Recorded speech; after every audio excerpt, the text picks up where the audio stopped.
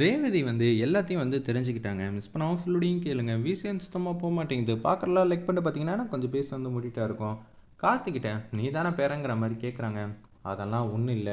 அப்படின்னு சொல்லி சமாளிச்சிடுறாங்க. கோயிலுக்கு வந்து பரிகார பூஜையெல்லாம் வந்து செஞ்சுட்டு இருக்காங்க அபிராமி. அப்பன்னு பார்த்தா அவங்களால முடியல. உடனே அத்தை நீங்க தான் செய்யணும்னு அவசியம் இல்ல. நானும் உங்களுக்காக வந்து செய்யலான்னு சொல்லிட்டு அபிராமி அம்மா எந்த இடத்துல விட்டாங்களோ அதோட தொடர்ச்சியா நம்ம ரேவதி சூப்பராக வந்து எல்லா விஷயத்தையும் பண்ணிகிட்டு இருக்காங்க. குடும்பத்துக்கு மேலே அன்பு பாசம் இருந்தால் தான்ப்பா இதெல்லாம் செய்ய முடியும்னு கார்த்தி வந்து சொல்லிகிட்டு இருக்காங்க. நீ அவளுக்கு ஒத்தாசையாக இரு. நான் கேட்டேம்மா, உன் பக்கத்தில் தான் நிற்க சொல்லியிருக்கா. பரவாயில்லப்பா, பொண்டாட்டி பேச்சு கேட்டு நடந்துக்கிறதெல்லாம் ரொம்ப சந்தோஷம்தான். எப்படி இருந்தாலும் அவன் மனசு மாறிடும் தான் நினைக்கிறேன். வாய் வார்த்தையாக என்னை எப்போ பார்த்தாலும் அத்தை அத்தைன்னு சொல்லிகிட்டு இருக்கா. அவள் சொல்கிற எல்லா வார்த்தையும் உண்மை தான். சரிம்மா, நீ எப்படி இருந்தாலும் அவன் மனசை வந்து மாற்றிடு. அதான் நம்ம எல்லாருக்குமே நல்லது அப்படின்னு சொல்கிறப்ப கார்த்திக் ஒன்றுமே புரியல. அப்படியே யோசிச்சுட்டே இருக்காங்க. சரிம்மா, நீங்கள் எதை பற்றியும் யோசிக்காதீங்க. இது மாதிரி கஷ்டம்லாம் படாதீங்க. நீங்கள் சென்னையிலேயே இருக்கலாம்ல அப்படின்னு சொல்லும்போது, இல்லைப்பா, உங்களை எப்பயாவது ஒரு வாட்டியாவது வந்து பார்த்தா தான் என் மனசுக்கு ஆறுதலாக இருக்குங்கிற மாதிரி பேசிகிட்டு இருக்காங்க. அந்த இடத்துல நம்ம அபிராமி அம்மா பரிகார பூஜையெல்லாம் நல்லபடியாக வந்து முடிச்சதுக்கப்புறமேட்டுக்கு சந்தேகம் வருது. நம்ம ரேவதிக்கு கார்த்திக்கிட்ட எல்லா உண்மையும் வந்து கேட்டால் ஒன்றும் புரியல. நமக்காக கையெழுத்து போட்டார். கையெழுத்து போட்டப்போ என்னென்னு பேர் இருந்துச்சு யோசிச்சு பார்க்குறாங்க ரேவதி. அப்பன்னு பார்த்து தான் ஞாபகம் வருது, கார்த்தின்னு தானே இருக்குது. இப்போ ராஜா தாத்தாவோட பேரனும் கார்த்தி தான். அப்போனா இவர் கையெழுத்து போட்டப்போ கூட கார்த்தின்னு தானே போட்டிருக்காரு. அப்போனா இவர் தான் பேரனா? இப்போ யார்கிட்ட இந்த சந்தேகத்தை வந்து தெளிவுபடுத்திக்கலாம் அப்படின்னு சொல்லும்போது தான் பாட்டி தான் எல்லா விஷயத்தையும் நமக்காக வந்து சொல்லுவாங்க. நிச்சயம் அவங்கள்ட்டே போய் கேட்கலான்னு சொல்லிட்டு ரேவதி வந்து வீட்டுக்கு வந்துடுறாங்க. யாருக்கும் தெரியாமல் முதல்ல இங்கேருந்து போகணுன்னு சொல்லிட்டு, முக்கியமாக ராஜாவுக்கு தெரியாமல் போனாதான் எல்லா விஷயத்தையும் சிறப்பாக கண்டுபிடிக்க முடியும்னு சொல்லிடுறாங்க. யாருக்கும் தெரியாமல் பரமேஸ்வரி வீட்டுக்கு போகணுன்னு சொல்லிட்டு அப்படி வேக வேகமாக வராங்க. பாட்டி நீங்கள் எங்கே இருக்கீங்க அப்படின்னு சொல்லி யதார்த்தமாக வந்து ஃபோன் பண்ணுறாங்க. நம்ம ரேவதி வீட்டில் தாம்மா இருக்கேன். தாத்தா எங்கே இருக்காரு அப்படின்னு சொல்லும்போது, என்னம்மா திடீர்னு ஃபோன்லாம் பண்ணியிருக்க? அதெல்லாம் ஒன்றும் இல்லை அப்படின்னு சொல்லிட்டு இருக்காங்க. அந்த இடத்துல நம்ம ரேவதி, சும்மா தான் பேசணும்னு தோணுச்சு, அதனால தான். ஊரில் எல்லோரும் நல்லா இருக்காங்களே. அடுத்தது நீங்கள் தாம்மா வந்து பூஜைக்கு வந்து வரணும். இப்போதைக்கு பூஜை பண்ணியாச்சு. அடுத்தது கும்பாபிஷேகம் பண்ணுறப்ப கண்டிப்பாக எல்லோரும் வந்துடணும் அப்படின்னு சொல்கிறப்ப, கண்டிப்பாக நாங்கள் வந்துடுவோம் அப்படின்னு சொல்லிட்டு இருக்காங்க. இப்போதைக்கு பாட்டி வீட்டில் தான் இருக்காங்க தெரிஞ்சிருச்சு. உடனே நம்ம வீட்டுக்கு போகலான்னு சொல்லிட்டு கார் எடுத்துகிட்டு மாதம் வந்து கிளம்புறாங்க. நம்ம ரேவதி மாட்டுக்கும் ஒரு பக்கம் ரேவதி எங்கே இருக்கா ஒன்றும் புரியலையே அப்படின்னு சொல்லிட்டு அங்கே எல்லா இடமும் கார்த்தி வந்து பார்க்குறாங்க. பார்த்தா ஆளை காணுங்கிற விஷயத்த வந்து தெரியுது. என்னது, நேத்தி தான் நீ யார் யாருன்னு நம்மளை கேட்டுக்கிட்டு இருந்தா, இப்போன்னு பார்த்து அவள் காணுமே, எங்கே போயிருப்பா அப்படின்னு சொல்லி வீடு ஃபுல்லாக வந்து தேடிட்டு இருக்காங்க. பாட்டி வீட்டுக்கு முன்னாடி வந்து நிற்கிறாங்க. நம்ம ரேவதி அல்டிமேட்டாக இருந்துச்சுன்னே சொல்லலாம் அந்த சீன்லாம். அப்போன்னு பார்த்து பரமேஸ்வரி வந்து ஃபோனை வந்து வச்சுருக்காங்க. யதார்த்தமாக வந்து திரும்பி பார்க்குறப்ப ரேவதி வந்து நிற்கிறாங்க. என்னம்மா சர்ப்ரைஸாக இருக்குது, நீ வந்திருக்க. சும்மா தான் உங்களை பார்த்துட்டு போகலான்னு வந்திருக்கேன். ஏன் இது ஏன் தாத்தா வீடு தானே, பாட்டி வீடு தானே, நான் வரக்கூடாதா? இல்லை பெர்மிஷன் கேட்டுட்டு தான் வரணுமா? அப்படியெல்லாம் இல்லைம்மா, முன்னாடியே வரேன்னு சொல்லியிருந்தா விருந்து ஏற்பாடெலாம் பண்ணியிருப்பேன். ராஜா வந்திருக்காரா அப்படின்னு சொல்லும்போது, வாங்க வாங்க, சும்மா உங்களை பார்க்கணுன்னு தோணுச்சு, அதனால தான் யார்ட்டையும் சொல்லாமல் வந்திருக்கேங்கிற மாதிரி சொன்னோன்னே, ஏதோ ஒரு விஷயத்துக்காக தான் நம்ம பேத்தி இங்கே வந்திருக்கா, அது மட்டும் நல்லா தெரியுது. சாமுண்டேஸ்வரியோட வாரிசாச்சே, அப்படி தானே யோசிக்குங்கிற மாதிரி காமெடியாக யோசிக்கிறாங்க. சரிம்மா, நீ எதுக்காக வந்திருக்கியோ அந்த விஷயத்தை வந்து சொல்லு. பாட்டி சூப்பர் பாட்டி, நீங்கள் வேறு லெவல் போங்க. எனக்கு ஏற்ற மாதிரியே நீங்களும் யோசிக்கிறீங்க. நான் சுற்றி வளைச்சி பேச விரும்பலை. உண்மையிலேயே நீங்கள் என்னை மதிக்கிறதா இருந்தால் நான் கேட்குற கேள்விக்கு உண்மையான பதில் சொல்லுவீங்களா அப்படின்னு சொன்னோன்னே, எந்த உண்மையை கேட்க போகிறா இவன் மாட்டுக்கும் வந்து பேரனை பற்றி கேட்டுட்டானா, நான் என்ன சொல்கிறதுங்கிற மாதிரி யோசிக்கிறாங்க. நம்ம பரமேஸ்வரி பாட்டி சாமி ரூமுக்கு வந்து கூட்டிகிட்டு போகிறாங்க. நீங்கள் இந்த ரூமில் வச்சு பொய் சொல்ல மாட்டீங்கன்னு நான் நம்புகிறேன். தயவு செஞ்சு உண்மையை சொல்லுங்கங்கிற மாதிரி எதுவும் சொல்ல முடியாமல் பார்த்துக்கிட்டே இருக்காங்க. பரமேஸ்வரி பாட்டி, சொல்லுமா உனக்கு என்ன தேவை? ஏதாவது வேணும்னா சொல்லு, தாத்தா வச்சு செயல்படுத்துகிறேன். பணம் காசோ நகைக்கோ இல்லை வேறு எதுக்காகவும் நான் இங்கே வரலை. நீ ஒன்றும் அதுக்காக வரலன்னு சொல்லம்மா. இல்லை உனக்கு ஏதாவது ஒரு உதவி வேணும்னா அதுக்காக தான் நான் கேட்டேன் அப்படின்னு சொல்லி சமாளிக்கிறாங்க. சமாளிக்கலாம் வேணாம், முதல்ல ராஜாங்கிறது யார் எனக்கு தெரிஞ்சே ஆகணும்.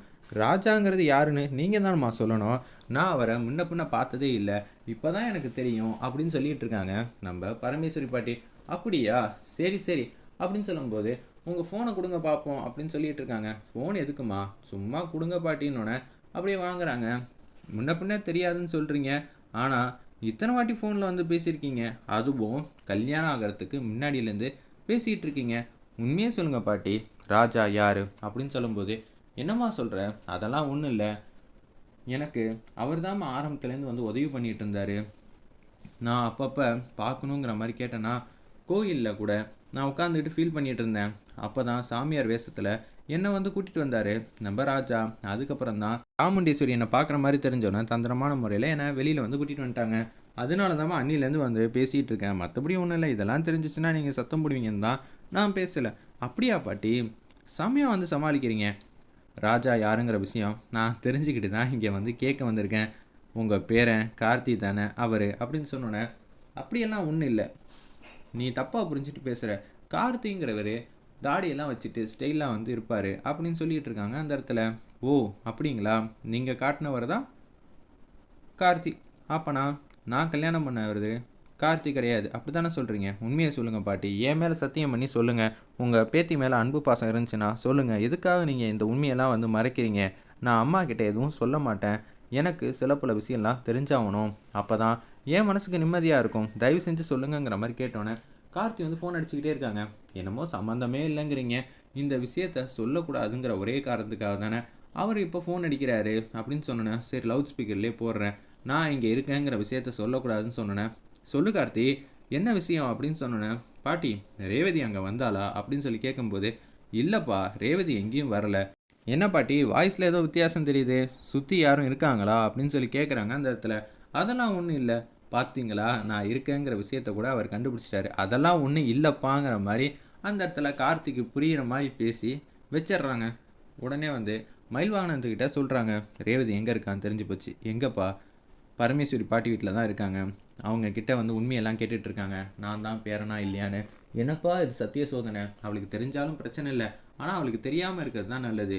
ஏன்னா நம்மள மாதிரியெல்லாம் அவள் அமைதியெல்லாம் இருக்க மாட்டா. அவள் போகிற போக்கில் உண்மையை சொல்லிட்டானா அதுக்கப்புறம் கோயிலில் செஞ்சு முடிக்க வேண்டிய வேலையெல்லாம் அப்படியே இருக்கும்ல. அதுக்காக தான் வந்து பார்த்துக்கிட்டு இருக்கேன்.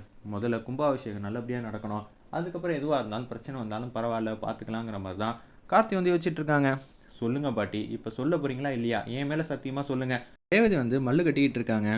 உடனே சரி அப்பனா ராஜா கார்த்தி இல்லைங்கிற விஷயத்த சொல்லுங்கன்னொன்னே, அது எப்படிம்மா என் வாயால் சொல்ல முடியும்னு சொல்லி பாட்டி வந்து கையெடுத்துட்டாங்க. எனக்கு நீயும் முக்கியம், என் பேரனும் முக்கியம். என்னால் என் பேத்தி வாழ்க்கையை காப்பாற்றணும்னு தான் யோசிச்சேன் தவிர பொய் சொல்கிறத பற்றி யோசிக்கவே இல்லை. என்னை மன்னிச்சிருமா. என்னால் பொய்யெல்லாம் சொல்ல முடியாது. அதுவும் சத்தியம் பண்ணி அப்படின்னு சொல்லிடுறாங்க. என்ன பாட்டி சொல்கிறீங்க? அப்போனா நீங்கள் சொல்ல மாட்டேங்கிறீங்கன்னா என்ன காரணம் அப்படின்னு ரேவதி பாதி உண்மை வந்து தெரிஞ்சிருது. உடனே அதெல்லாம் ஒன்றும் இல்லைம்மா, என்ன இதுக்கு மேலே எதுவும் கேட்காத. என்னால் எதுவும் வந்து சொல்ல முடியாதுன்னு சொன்னேன். கார்த்திக் மாசா வந்து அங்கே வந்து நிற்கிறாங்க. சொல்லுப்பா கார்த்தி, என்ன உன்னை பற்றி தான் விசாரிச்சுட்டு இருந்தேன், அதுக்குள்ளே இங்கே வந்துட்ட போல அப்படின்னு சொல்லி காமெடியாக வந்து பேசிகிட்டு இருக்காங்க நம்ம ரேவதி. இப்போ உனக்கு என்ன வேணும்? பாட்டியை கஷ்டப்படுத்திக்கிட்டு இருக்க. நான் உண்மையெல்லாம் தெரிஞ்சுக்கலாம் தான் வந்தேன். கரெக்டாக நான் இங்கே இருப்பேன்னு உனக்கும் நல்லா தெரிஞ்சிருக்கு. இவங்களும் வந்து பொய் பொய்யா சொல்லிகிட்டு இருக்காங்க. பாட்டியெல்லாம் பொய் சொல்ல மாட்டாங்க. சரி எங்கள் அம்மாக்காக சொல்கிறாங்கனாலே இருக்கட்டும். ஆனால் எனக்கு சில பல உண்மையெல்லாம் தெரிஞ்சாகணும்.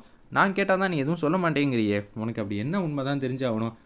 நீ ராஜா கிடையாது, கார்த்தி. அப்போனா அங்கே இருக்கிறவர் தான் ராஜாவா அப்படின்னு சொல்லி கேட்குறாங்க. எதுவும் சொல்ல முடியாமல் தர்ம சங்கடத்தில் இருக்காங்க. நான் இப்போ என்ன சொல்கிறது? இவ என்னென்னலாம் தெரியுமா கேட்டான்னு சொல்லி தலையில் கை வச்சு சத்தியம் பண்ணது எல்லாத்தையும் வந்து சொல்லிகிட்டு இருக்காங்க. அவங்கள கஷ்டப்படுத்தாத அப்படின்னு சொல்லிட்டு இருக்கிறப்ப, அப்போனா நீ தான் பேரன்னு ஒத்துக்க. ஆமாம் இவன் தான் பேரன். என் பேரனை தான் நீ கல்யாணம் பண்ணியிருக்க. இதுக்கு மேலே என்னால் முடியல பேராண்டி. நான் உண்மையை சொல்லிட்டேன். என்னை மன்னிச்சிருங்கிற மாதிரி கையெடுத்து கும்பிட்றாங்க நம்ம பரமேஸ்வரி பாட்டி. என்ன பாட்டி இப்படியெல்லாம் வந்து பேசுகிறீங்க?